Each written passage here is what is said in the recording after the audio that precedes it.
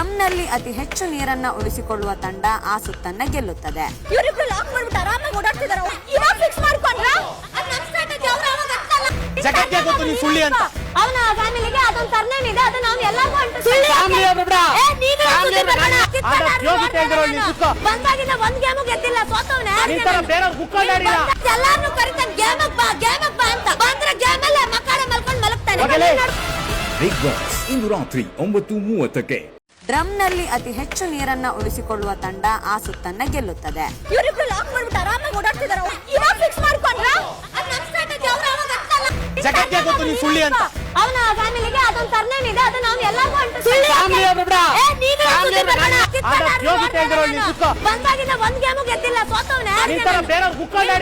ಎಲ್ಲಾರನು ಕರಿತಾನೆ ಗೇಮಕ್ ಬಾ ಅಂತ. ಬಂದ್ರೆ ಗೇಮ್ ಅಲ್ಲೇ ಮಕ್ಕಳ ಮಲ್ಕೊಂಡ್ ಮಲಗ್ತಾನೆ.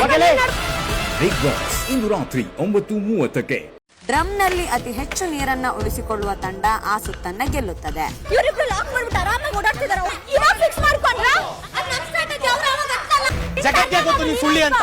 ಅವನ ಫ್ಯಾಮಿಲಿಗೆ ಅದೊಂದು ಸರ್ನೇಮ್ ಇದೆ, ಅದು ನಾವು ಎಲ್ಲರಿಗೂ ಬಂದಾಗಿನ ಒಂದ್ ಗೇಮು ಗೆದ್ದಿಲ್ಲ, ಸೋತವನೆ.